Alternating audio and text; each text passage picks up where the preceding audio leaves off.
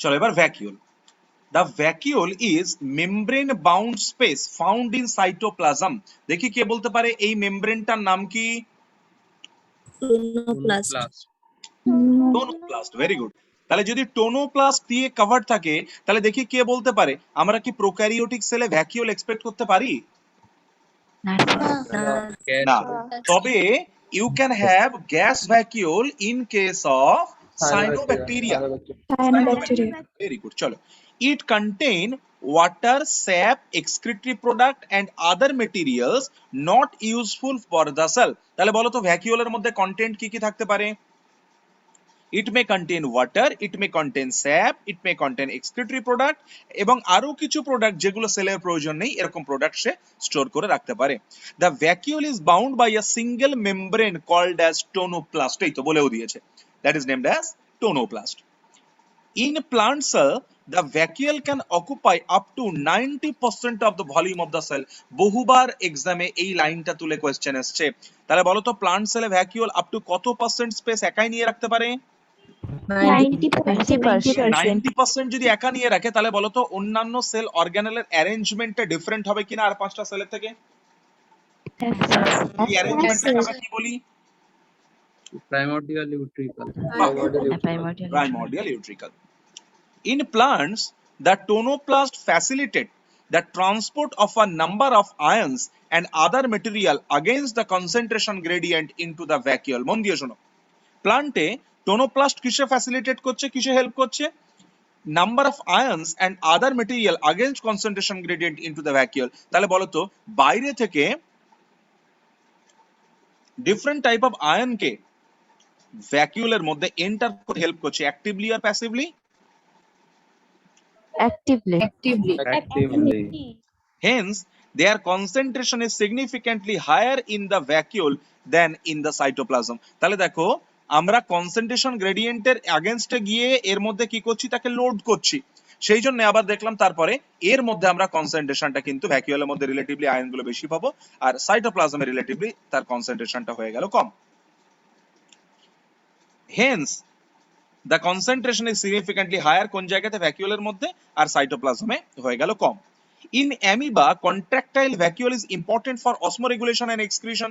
তাহলে বলো তো অ্যামিবাতে আমরা কন্ট্রাক্টাইল ভ্যাকুয়াল পাবো কিনা? হ্যাঁ স্যার। আর বলো তো প্যারামোশিয়ামের মধ্যে কন্ট্রাক্টাইল ভ্যাকুয়াল পাবো কিনা? স্লিপার অ্যানিমাল যেটা, দেখো এই স্লিপার অ্যানিমাল এর মধ্যে এই হচ্ছে ম্যাক্রোনিউক্লিয়াস, এই হচ্ছে মাইক্রোনিউক্লিয়াস। দেখি কে বলতে পারে ম্যাক্রোনিউক্লিয়াস মাইক্রোনিউক্লিয়াসের মধ্যে কোনটা ট্রু নিউক্লিয়াস?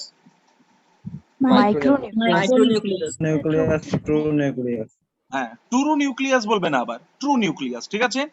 আর এইরকম টাইপের দেখো কিছু ভ্যাকিউলস আছে, তাকে আমরা বলবো নরমাল গ্যাস ভ্যাকিউলস ইত্যাদি ইত্যাদি। কিন্তু এখানে দেখবে এইরকম দেখতে কিছু স্পেসিফিক টাইপ অফ ভ্যাকিউলস আছে, এরকম স্টার শেপড কিছু ভ্যাকিউলস আছে, তাকে আমরা বলি কন্ট্রাক্টাইল ভ্যাকিউল, যেটা কি করে এক্সক্রিশন হেল্প করে অ্যাজ ওয়েল অ্যাজ অসমোরেগুলেশনে হেল্প করে। Clear everybody? হ্যাঁ স্যার।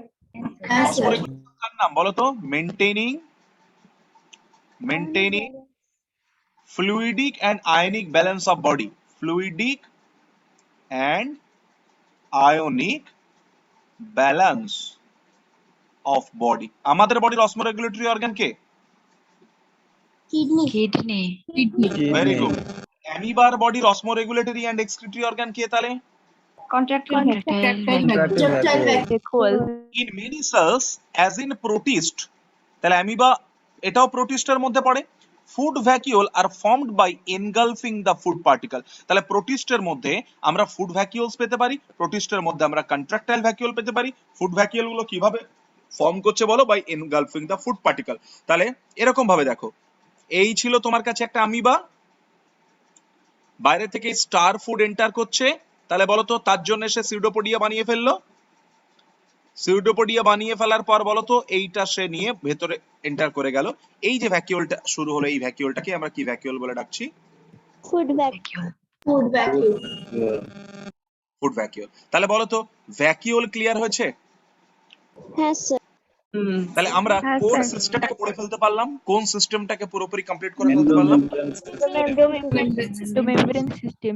Endomembrane system. চলো নেক্সট আমরা এখান থেকে এগিয়ে যাই আরো দুটো সেল অর্গানেল এর দিকে, মাইটোকন্ড্রিয়া এন্ড প্লাস্টিড। দেখো আমরা নিউক্লিয়াস পড়ে ফেলেছি। Nucleus is protoplasmic or cytoplasmic organelle? Protoplasmic organ. Mitochondria plastid protoplasmic না cytoplasmic organelle? Cytoplasmic cell organelle. তাহলে যদি বলে যে প্রোটোপ্লাজমিক সেল অর্গানেল যেখানে টু মেমব্রেন আছে, আনসার Mitochondria, nucleus. প্রোটোপ্লাজমিক কে নিউক্লিয়াস। আর যদি বলে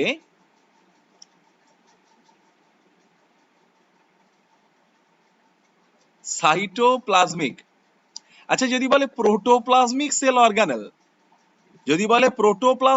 অর্গানেল, তাহলে বলো তো nucleus protoplasmic, yes or no? Yes. আচ্ছা বলো তো mitochondria protoplasmic, yes or no? Yes, sir. বলো তো plastid chloroplast protoplasmic, yes or no? Yes, sir. বুঝতে পেরেছো? তাহলে যদি বলে protoplasmic cell organelle composed of two membrane, তখন নিউক্লিয়াস, মাইটোকন্ড্রিয়া এন্ড ক্লোরোপ্লাস্ট। আর যদি বলে cytoplasmic cell organelle composed of two membrane, তখন আনসার কি হয়ে যাবে? Mitochondria, chloroplast. Mitochondria and chloroplast. তাহলে আমরা চলে আসি এই ডাবল মেমব্রেন সেল অর্গানেল, তার মধ্যে প্রথমে আমরা নিয়ে নিলাম মাইটোকন্ড্রিয়া।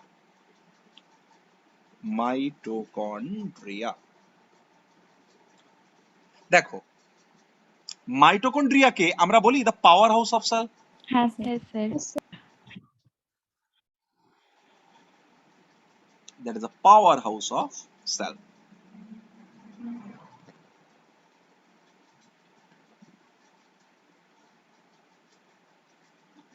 Next. বলো মাইটোকন্ড্রিয়া কে ডিসকভার করলো? Colica.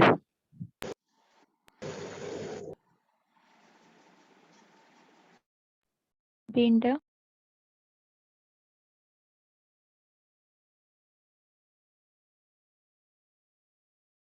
স্যার কিছু শুনতে পাচ্ছি না।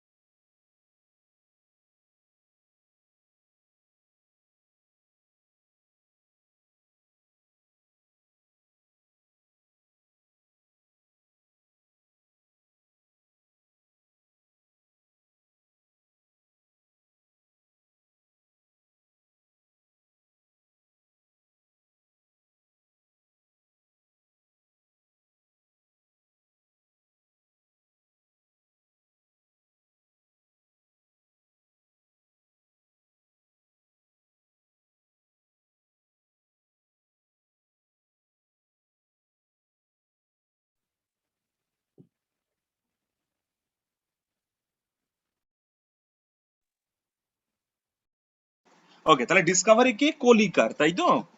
Discovered by Kolliker. কোন জায়গা থেকে ডিসকভার করলো বলো? Flight muscle of insect, from flight muscle of insect. Okay, next thing, মাইটোকন্ড্রিয়াকে ফাইলা বলে ডাকতেন কে জানো? ফ্লেমিং। মনে রাখাটা সুবিধা হয়ে গেল, তাই না? ফাইলা ফর ফ্লেমিং। নেক্সট, মাইটোকন্ড্রিয়াকে বায়োপ্লাস্ট বলে ডাকতেন কে জানো? অল্টম্যান। অল্টম্যান।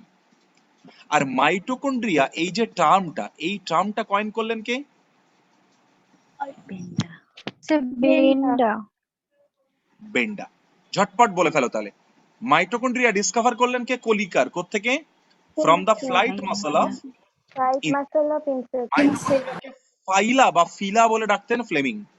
বায়োপ্লাস্ট বলে ডাকতেন অল্টম্যান। তাহলে বলো, কেউ তোমার কাছে জানতে চাইলো যে পুলিশম্যান অফ সেল কার নাম? মাইটোকন্ড্রিয়া। এটা বল ধরে। Policeman of cell mitochondria. কি শিখিয়েছি? Golgi. Golgi Golgi body. body. Very good. Body. তাহলে বায়োপ্লাস্ট কার নাম বলো? মাইটোকন্ড্রিয়া।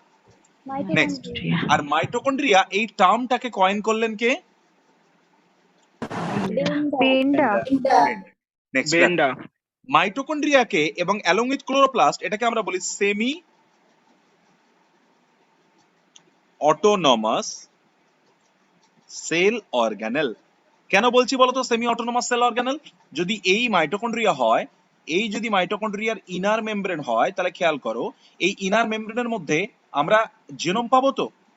এক্সট্রা ক্রোমোসোমাল ডিএনএ আছে তো? হ্যাঁ স্যার।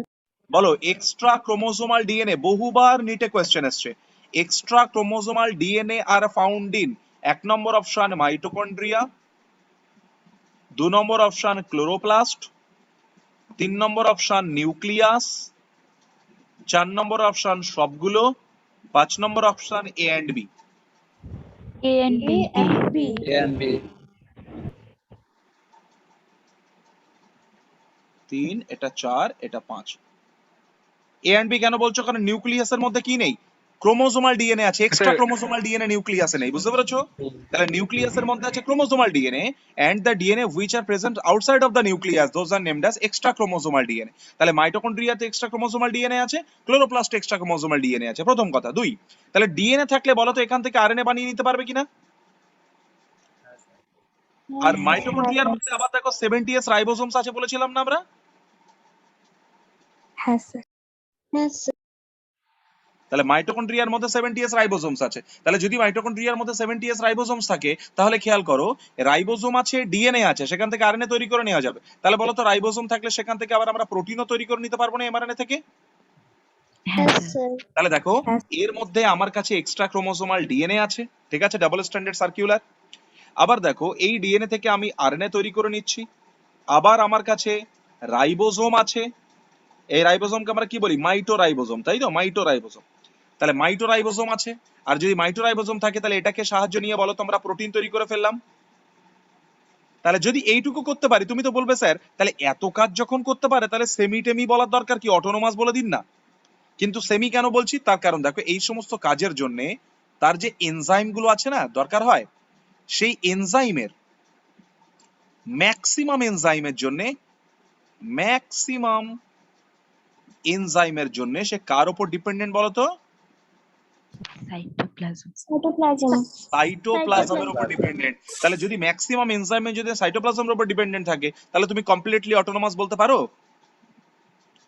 না স্যার। তাহলে why mitochondria and chloroplast are called as semi autonomous cell organelle? দুটো কারণ। এক হচ্ছে তার মধ্যে নিজস্ব জিনোম আছে, তার মধ্যে রাইবোসোম আছে, 70s রাইবোসোম। তাহলে এই দুটো থাকার জন্য সে নিজের প্রোটিন নিজে মেক করে নিতে পারে। তবে এই প্রোটিন সিনথেসিসের জন্য যে এনজাইম দরকার হয়, ম্যাক্সিমাম এনজাইমের জন্য দে আর ডিপেন্ডেন্ট টু দ্য সাইটোপ্লাজম। তাই আমরা একে বলি সেমি অটোনোমাস সেল অর্গানেল। বলো লাইনটা ক্লিয়ার হয়েছে? হ্যাঁ স্যার। গ্রেট। মাইটোকন্ড্রিয়া বলতো ডিভাইড করতে পারি কিনা? আমাদের যে সেল অর্গানেল গুলো তুমি জানো দুটো সেল অর্গানেল আছে, মাইটোকন্ড্রিয়া, ক্লোরোপ্লাস্ট, যারা ডিভাইড করতে পারে। কোন প্রসেসে ডিভাইড করে? Anybody? Fission. Very good. Mitochondria and chloroplast divide by fission. Okay, fission দিয়ে ডিভাইড করছে। প্রশ্ন হলো এই মাইটোকন্ড্রিয়াটা সেলে প্রথম অ্যাপিয়ার করেছিল কিভাবে? মাইটোকন্ড্রিয়াল অরিজিন একটা লাইন জেনে রাখবে, বাই এন্ডোসিম্বায়োসিস। এন্ডোসিম্বায়োসিস। ধরো কোনো একটা সেল এবং এই কনসেপ্টটা কার? অল্টম্যানের। ধরো এই একটা একটা অ্যারোবিক ব্যাকটেরিয়া আছে, এই একটা অ্যারোবিক ব্যাকটেরিয়া আছে, আর এই একটা সেল আছে। ভাবো এই প্রিমিটিভ সেলটা এ যদি অ্যারোবিক ব্যাকটেরিয়াটাকে ফ্যাগোসিটোসিস পদ্ধতিতে খেয়ে ফেলে, তাহলে বলো তো এটা তার মধ্যে ঢুকে পড়লো এইটা। আর এর মধ্যে অ্যারোবিক ব্যাকটেরিয়া থাকা মানে কি, এর ভেতরে ইলেকট্রন ট্রান্সপোর্ট সিস্টেম আছে তো, বলো। Yes, sir.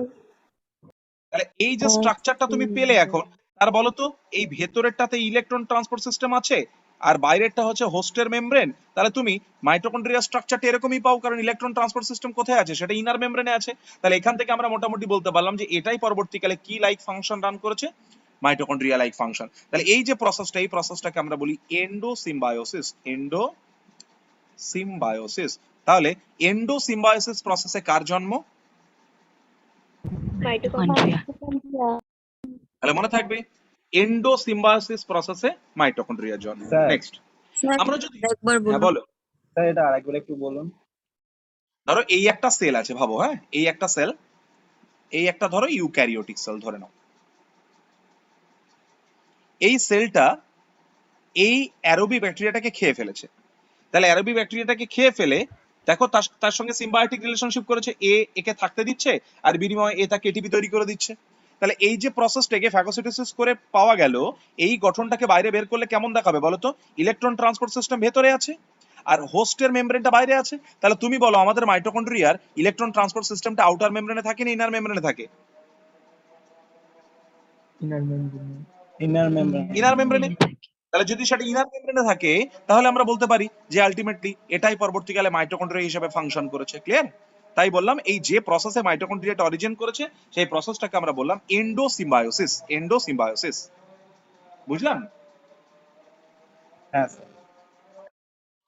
চলো, নাম্বার অফ মাইটোকন্ড্রিয়া দেখো, এনসিইআরটি প্রথমেই তোমাদের বলেছে যে যে কোনো জিনিস, একটা সেলের যে কোনো স্ট্রাকচার হোক, যে কোনো সেলের মডিফিকেশন হোক, সেটা কার উপর ডিপেন্ড করবে? ডিপেন্ডস অন ইটস ফাংশন, তাই না? একটা সেলের শেপ, একটা সেলের সাইজ, তার মধ্যে সেল অর্গানেলের নাম্বার, সবকিছু ডিপেন্ড করবে সে ফাংশন কি করছে তার উপর। তাহলে দেখো আমরা বলতে পারি যে 1 পার সেল কোন জায়গাতে পাওয়া যেতে পারে? ক্লোরেলা একটা অ্যালগি, তাই না? ক্ল্যামাইডোমোনাস রিসেন্টলি পড়েছি, বলো ক্ল্যামাইডোমোনাসের মধ্যে কোন স্পোর পাওয়া যায়, জু স্পোর না অ্যাপ্লানোস্পোর? জু স্পোর। জু স্পোর মোটাইল না নন মোটাইল? মাথায় ফ্ল্যাজেলা আছে না নেই?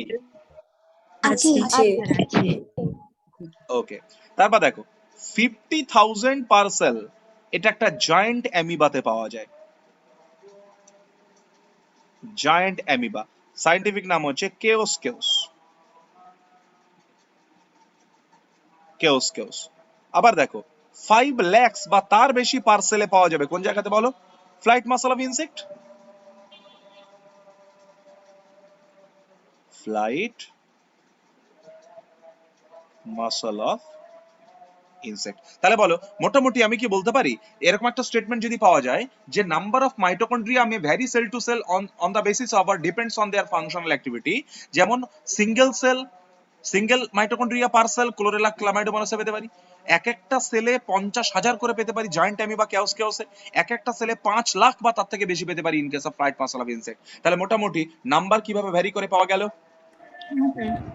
হ্যাঁ Sir. গ্রেট। আচ্ছা বলো তো দেখি কে বলতে পারে কাপ লাইক ক্লোরোপ্লাস্ট বা কাপ শেপড ক্লোরোপ্লাস্ট কোন জায়গাতে পাওয়া যায়? Chlamydomonas. Very good, Chlamydomonas. Chlamydomonas, তাই তো এখানে আমরা পাচ্ছি cup shaped chloroplast. Are generally আমরা যখন হায়ার প্ল্যান্ট দেখব, হায়ার প্ল্যান্টের ক্ষেত্রে সেটা কেমন?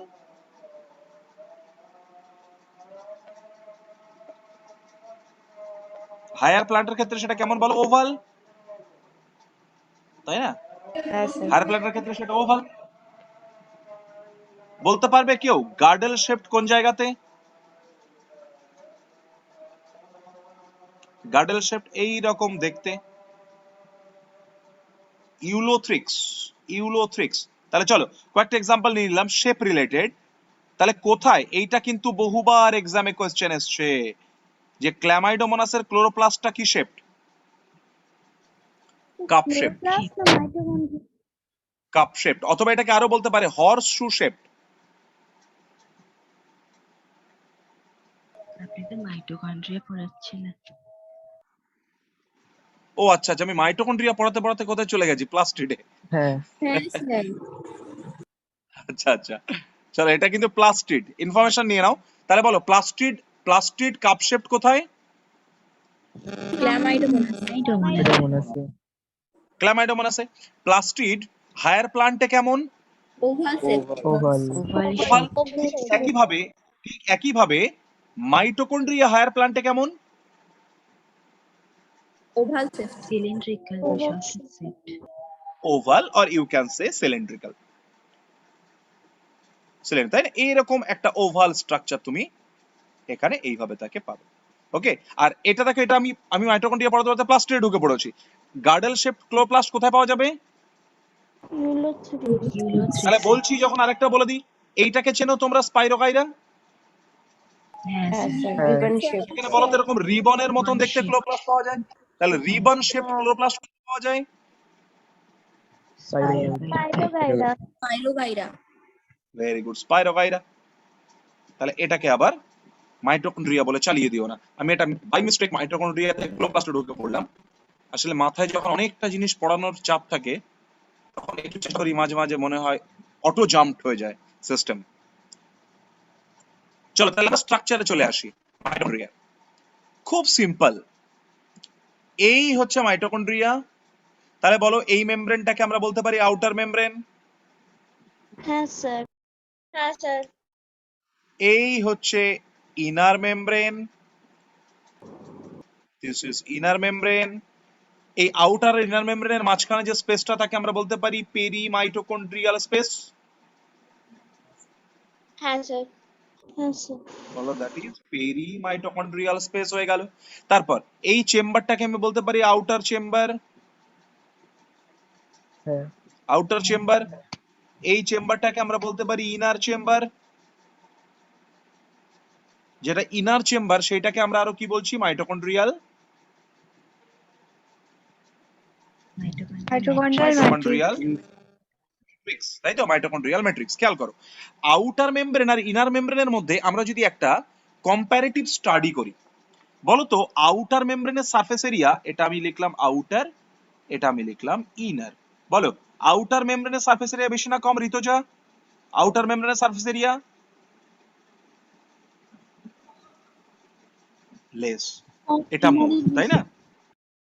নেক্সট ইনার মেমব্রেন, দেখো ইনার মেমব্রেন যেহেতু সারফেস এরিয়াটা বেশি আর ছোট জায়গার মধ্যে তাকে রাখতে হচ্ছে, তাহলে বলো তো এই জায়গাতে আমরা কয়েলিং পাবো কিনা, ইনভ্যাজিনেশন পাবো কিনা?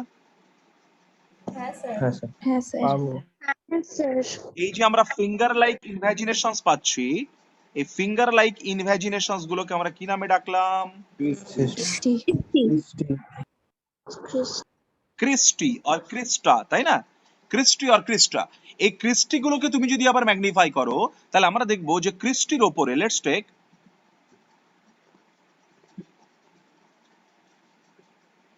এইটাকে যদি আমরা বলি membrane, let's take this is membrane, তাহলে এই মেমব্রেনের ওপর ক্রিস্টিটা এইভাবে বসে আছে, this is the cristae, sorry this one is the Christie.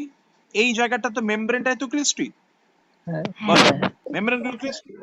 আর ক্রিস্টির ওপর যদি খেয়াল করো তাহলে বলো তো আমরা টেনিস র্যাকেটের মতন একটা স্ট্রাকচার দেখতে পাচ্ছি। Oxygen.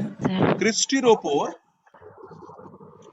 After a regular interval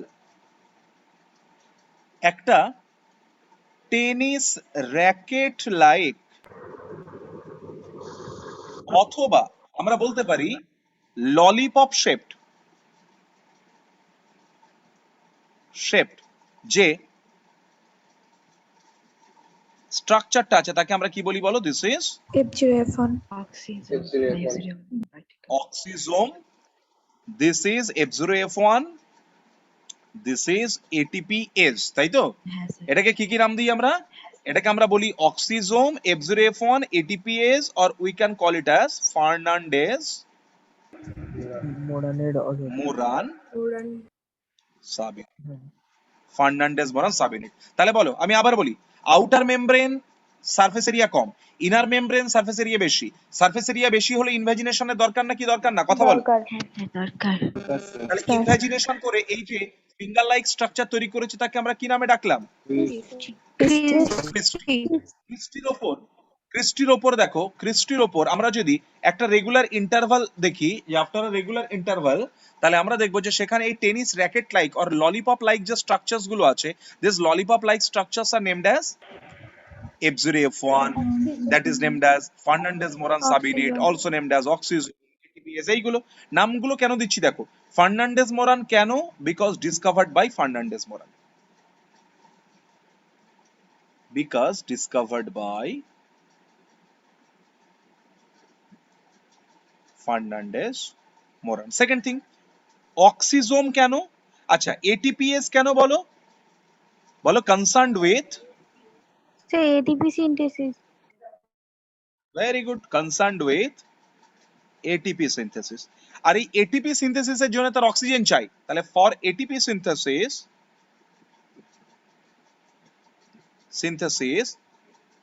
oxygen is required, তাই তার নাম অক্সিজোম। আর F0F1 কেন? দেখো এই জায়গাটাকে আমরা বলছি F0, এই জায়গাটাকে আমরা বললাম F1, তাহলে তার হেড পার্টটাকে আমরা বলছি F1, আর যে পার্টটা ইনার মেমব্রেনে ইনারভেট করা আছে তাকে আমরা বললাম F0, তাই আমরা এটাকে বলছি F0F1 পার্টিকেল আর F0F1 সাবইউনিট। আমি কি বোঝাতে পারলাম? স্যার অক্সিজমটা আরেকবার বলুন। হ্যাঁ স্যার। Yes, sir.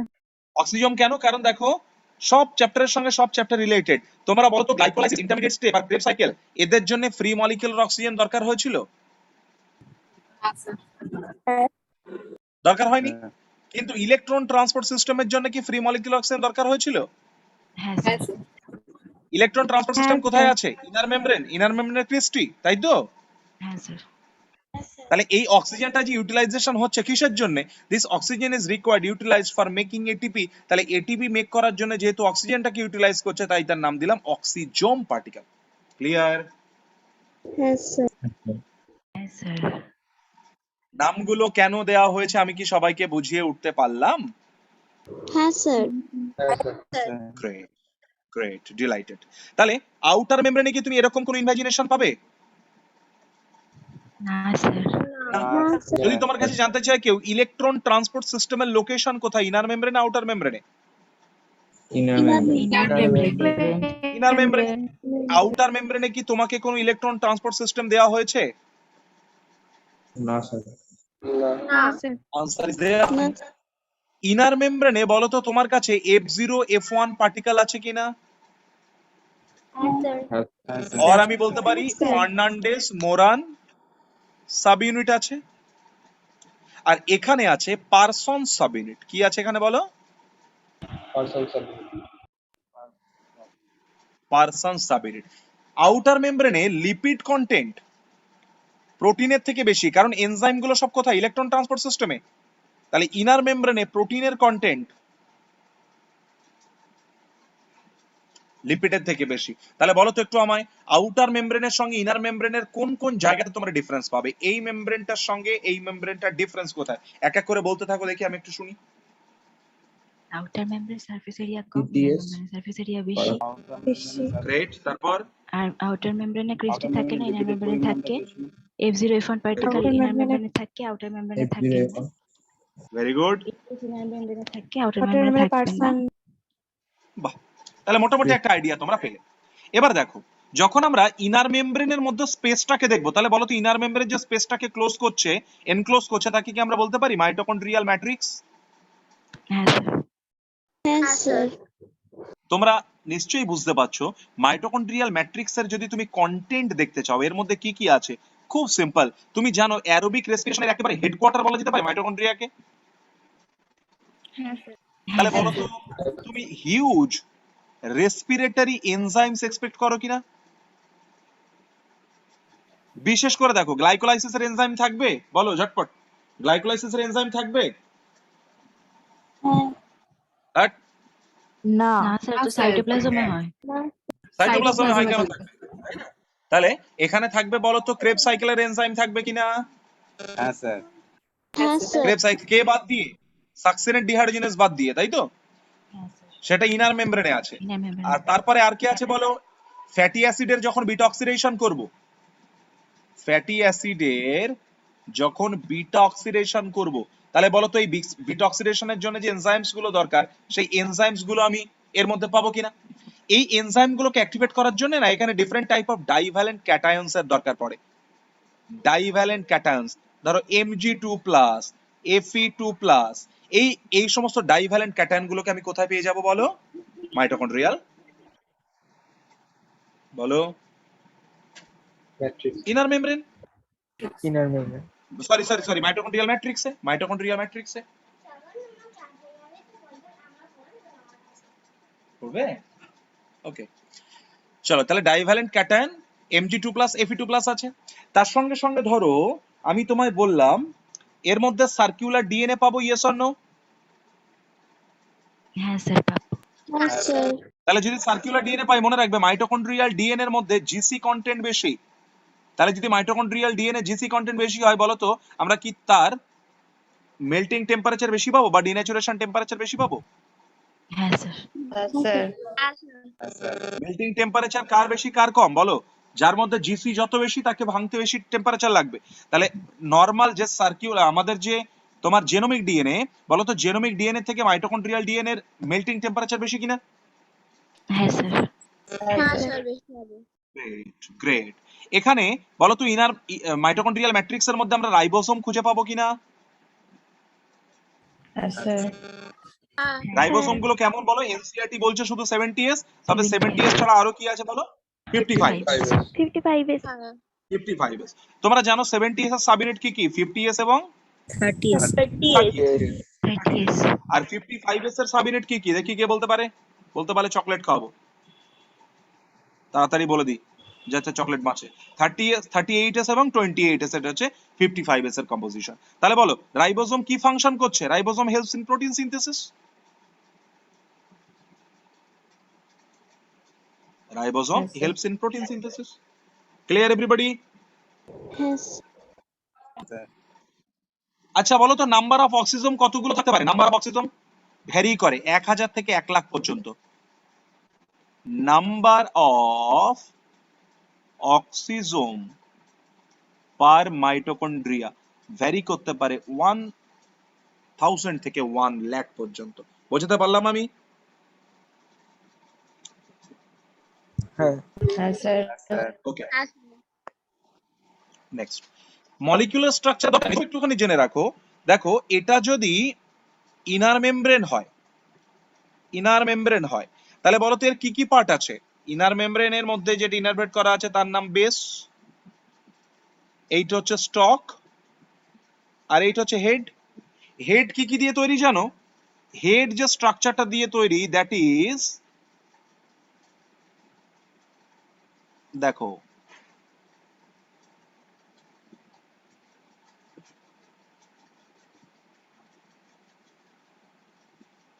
এই রকম স্ট্রাকচার। দেখো beta, beta, alpha, gamma, delta, epsilon. তাহলে হেড কি দিয়ে তৈরি? 3 alpha, 3 beta, gamma, delta, epsilon. মনে থাকবে হেড কি দিয়ে তৈরি বলো একবার ঝটপট? 3 alpha, 3 beta, 3 beta, gamma, delta, epsilon. ঠিক আছে? আর তারপর এখান থেকে দেখো স্টক গুলো আমরা বানাচ্ছি, একটা এ, তার সাথে দুটো বি এবং তার সঙ্গে 12 সি, 12টা সি। দেখো 1 2 3 4 5 6, আর বাকি 6টা দেখতে পাচ্ছি না কারণ এটা পেছন দিকে আছে। তাহলে দেখো হেড তৈরি করছে 3 alpha, 3 beta, gamma, delta, epsilon. আর স্টক এবং বেস কে তৈরি করছে 1a 2b 12C। 12c। তাহলে বলো F0F1 এর মলিকিউলার স্ট্রাকচার সম্পর্কে একটা বেসিক আইডিয়া ক্লিয়ার হলো? F0F1 এর মলিকিউলার স্ট্রাকচার। হ্যাঁ স্যার। চলো ফাংশন কি কি প্রপারলি রান করছে একটা মাইটোকন্ড্রিয়া। প্রথম কথা হচ্ছে F0F1 আছে মানে বলো তো এটিপি মেক করতে পারছে কিনা? হ্যাঁ স্যার। আর এটিপি মেক করতে পারলে আমরা সেটা কি বলছি? Power house. Power house. আর এটিপি মলিকিউলকে আমরা কি বলি? Energy currency. এনার্জি কারেন্সি মনে থাকবে। নেক্সট, স্পার্মের দেখবে স্পার্মের মিড পিসে মাইটোকন্ড্রিয়া ভিড় করে আছে। এই স্ট্রাকচারটাকে আমরা বলি নেবেনকার্ন। তাহলে বলো নেবেনকার্ন কি জিনিস? মাইটোকন্ড্রিয়া। নেবেনকার্ন কি জিনিস? ঝটপট বলো। মাইটোকন্ড্রিয়া। মাইটোকন্ড্রিয়া। আর আছে কোথায়? আছে কোথায় নেবেনকার্ন? আছে কোথায়? স্পার্মে। স্পার্মের মিডল পিসে। ওকে। ইন সাম কেসেস থার্মোজেনেসিসে হেল্প করে, মানে টেম্পারেচার প্রোডাকশনে হেল্প করে কিন্তু মাইটোকন্ড্রিয়া। তাহলে বলো থার্মোজেনেসিস মাইটোকন্ড্রিয়া একটা ফাংশন কিনা? হ্যাঁ স্যার। হ্যাঁ স্যার। বলো তো সাইটোপ্লাজমিক ইনহেরিটেন্স বা ম্যাটারনাল ইনহেরিটেন্স, তুমি জানো যে ম্যাটারনাল ইনহেরিটেন্স কার মধ্যে দিয়ে হবে? যেটা এক্সট্রা ক্রোমোসোমাল ডিএনএ। তাহলে ক্লোরোপ্লাস্ট এবং মাইটোকন্ড্রিয়া এরা ম্যাটারনাল ইনহেরিটেন্সের সঙ্গে রিলেটেড, এরা সাইটোপ্লাজমিক ইনহেরিটেন্সের সঙ্গে রিলেটেড। বুঝতে পারলাম? এগ ইয়ক ফরমেশন, একটা এগের ইয়ক বা কুসুম তৈরির সঙ্গে মাইটোকন্ড্রিয়া রিলেটেড। আর হিমোগ্লোবিনের হিম ফরমেশন তার সঙ্গে মাইটোকন্ড্রিয়া রিলেটেড। তাহলে বলো আমরা কি মাইটোকন্ড্রিয়ার origin, structure, discovery, nomenclature, function, এই টোটাল জায়গা সম্পর্কে একটা বেসিক আইডিয়া আমাদের ক্লিয়ার হয়েছে মাইটোকন্ড্রিয়া? কথা বলো প্লিজ। হ্যাঁ স্যার। তাহলে এনসিআরটি টা পড়ে নিই, মাইটোকন্ড্রিয়ার এনসিআরটি টা পড়ে নিই। থার্মোজেনেসিসটা একবার বলুন। থার্মোজেনেসিস মানে হিট প্রোডাকশন।